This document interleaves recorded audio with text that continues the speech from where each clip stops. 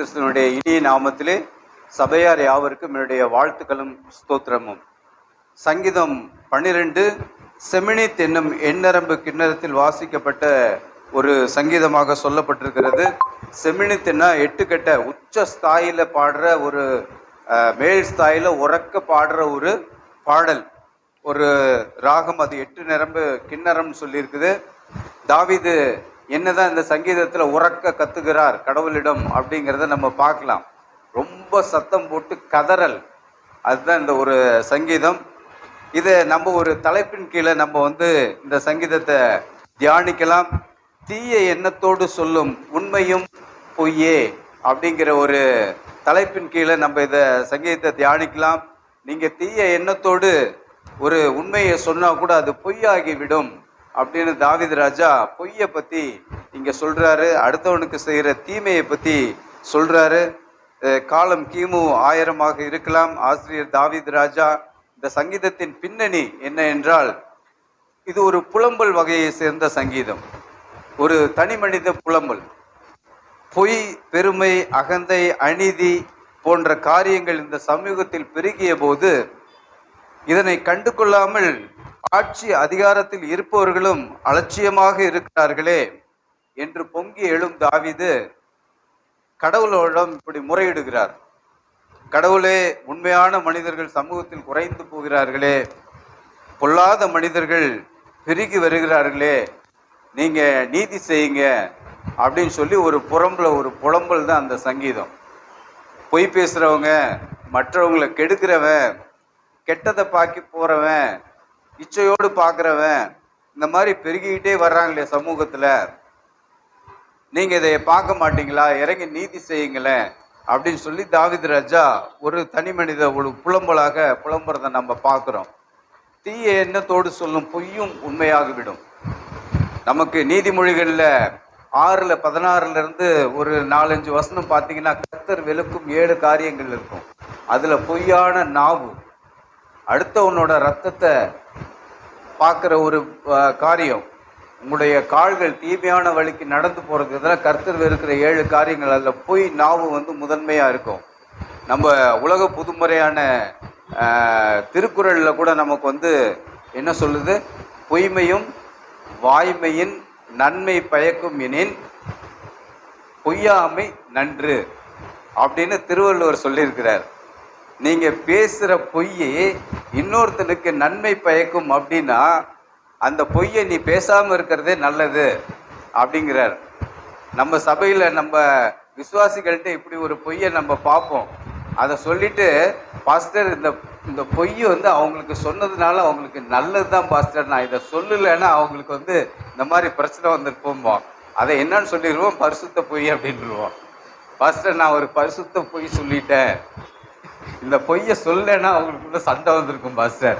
அப்படி சண்டை வந்தாலும் பரவாயில்ல, நீ பரிசுத்த பொய்ன்னு சொல்லி பொய்யை சொல்லாத, அது பின்னாடி நன்மை பயக்காது அப்படின்னு சொல்லி இங்க தாவீது ராஜா சொல்றாரு. நீதிமொழிகள் சொல்லுது, இயேசு கிறிஸ்து சொல்றாரு, உலக புதுமறை திருவள்ளுவரும் சொல்றாரு. நம்ம எதையாவது ஒன்றை கேட்கணும். வசன பிரிவுகள், நம்ம 1வது வசன பிரிவு 12 1வது வசனம், நீதிமான்கள் இல்லாமல் போகிறார்களே ஆண்டவரே, இந்த மாதிரி பொய் பேசுறவங்க, மற்றவனுக்கு துரோகம் பண்றவங்க பெருகி கொண்டே போகிறார்களே ஆண்டவரே, இது எப்போதான் நீதி கிடைக்கும், நீங்க எப்போ நீதி செய்வீங்க, இந்த மாதிரி இல்லாத போறவங்க, ஆட்சி செய்யற அதிகாரத்தில் இருக்கிறவனும் நீதிக்கு அவன் தலை வணங்க மாட்டேங்கிறானே, நீங்க இறங்கி தீவிரிச்சு இறங்கி வாங்கி நீதி செய்யுங்க அப்படிங்கிறாரு. 2வது வசனம் 2-4 வரைக்கும் இருக்கிற வசனங்கள் சமூகத்தின் அவல நிலை எப்படி இருக்கு அப்படின்னு சொல்றாரு. பொய் சொல்லும் மக்களின் பெருக்கம், பொய் சொல்ற ஆட்கள் கூடிக்கிட்டே வர்றாங்க. வாய்ப்பேச்சால் பிறரை நய வஞ்சகத்துடன் மயக்கும் பேச்சு. போன வாரம் கேட்டோம் சாம்கிட்ட, உனக்கு யாரை பிடிக்கும், ஊழியரை பிடிக்கும்னு. அவர் ஒரு ஊழியரை சொன்னாரு. ஏன் பிடிக்கும் அப்படின்னு கேட்டதுக்கு சொன்னாரு, அவர் பேசுற அந்த அவர்கிட்ட வர டோன் அது பயங்கர மாதிரி இருக்குது, எனக்கு அப்படியே தாழ்மையா இருக்குது அந்த வார்த்தை, அவர் பேசுகிற அந்த வார்த்தைக்கு மயங்கிட்டான். சரிங்களா, உள்ள என்ன உண்மை இருக்கு, உள்ள என்ன காரியங்கள் இருக்குன்றது அவனை ஒன்றும் பண்ணலை, பட் அந்த டோனுக்கு மயங்கிட்டான். அப்படிதான் இங்கே தாவீது சொல்றாரு, வாய் பேச்சால் பிறரை நய வஞ்சகத்துடன் மயக்கும் பேச்சு உள்ளவர்கள் பெருகி கொண்டே போகிறார்களே. இதை நம்ம கண்டுபிடிக்கணும். வெறும் அந்த பேச்சில் மட்டும் நம்ம மயங்கிடக்கூடாது. உள்ளான விஷயம் என்ன இருக்கு அப்படிங்கிறத பார்க்கணும். தாவீது அதுக்காக ரொம்ப இங்கே புலம்புறார் ஆண்டவர்கிட்ட. சுயநல வாழ்க்கை, சுயநல வாழ்க்கை உள்ளவங்க பெருகிறாங்களே. எங்கள் நாவே எங்களுக்கு அதிகாரம் என்று சொல்கிறார்கள், நாங்கள் எதை சொன்னாலும் அது நடக்கும் அப்படிங்கிற அகந்தையான எண்ணம் இருக்கு. பணம் மட்டும் கொஞ்சம் பேங்க்ல பேலன்ஸ் இருந்துச்சுன்னா போதும், அவ்வளவுதான். நீ என்ன எனக்கு சொல்றது, நான் சொல்றது தான் நடக்கும். எத்தனை நாளைக்கு இந்த அகந்தை பேச்சு, எத்தனை நாளைக்கு? பேங்க் பேலன்ஸை கண்டு என்னைக்கும் அகந்தையோ பெருமையோ எதுவுமே வந்துடக்கூடாது. அந்த காலத்துல இருந்து பைபிள் சொல்லிட்டு இருக்குது. தாவீது இதை உணர்ந்து அழகா சொல்லியிருக்கிறாரு. எங்கள் நாவே எங்களுக்கு அதிகாரம்னு சொல்றவன் பெருகிட்டு வரானே ஆண்டவரே, என்னைக்கு இது எப்படி நிலைக்கும் இது அப்படின்னு சொல்லி அவரு கேட்டு நீங்க நீதி செய்யுங்கன்னு சொல்லி சொல்றாரு. மூன்றாவதாக 5வது வசனம் பாருங்க. கடவுளுடைய வாக்கு, கடவுளுடைய வாக்கு என்றும் மாறாது. நான் எழுந்து வருவேன், எளியவருக்கும் ஒடுக்கப்பட்டவர்களுக்கும் உங்கள் மேல் சீறி பாய்வர்களுக்கும் நீதியை சரி கட்ட எழுந்து வருவேன் அப்படின்னு சொல்லி கடவுள் சொல்றதா இதுக்கு தாவீதின் வாயில போட்ட தீர்க்க தரிசனம் இந்த 5வது வசனம். இதையோட நீங்க ஏசாயா 61 1 to 4 ஒப்பிட்டு படிக்கணும். லூக்கால 4:18 ஒப்பிட்டு படிக்கணும். தாவீதின் வாயில இயேசு கிறிஸ்துவை பற்றி போடப்பட்ட ஒரு தீர்க்க தரிசன வசனம் தான் இந்த 12ல் 5. ஒடுக்கப்பட்டவர்களுக்காக, யாருக்கு சிறுமைப்பட்டவர்களுக்காகவும் விதவைகளுக்காகவும் ஒடுக்கப்பட்டவர்களுக்காக நான் வரப்போறேன் அப்படின்னு சொல்லி சொல்றதை இங்க சொல்றாரு.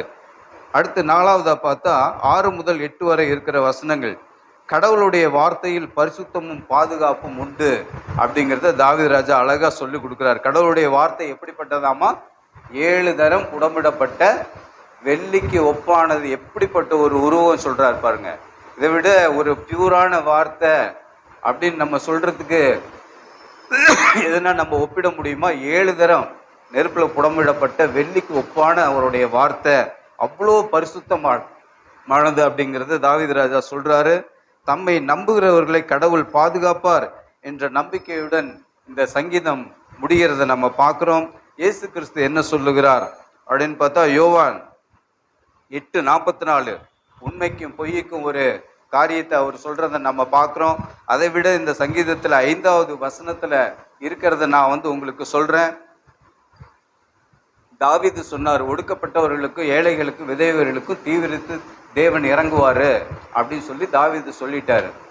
இந்த வசனம் ஏசாயா 61 1 முதல் 4 வரை இருக்கிற வசனங்கள்ல இருக்கு. சரிங்களா?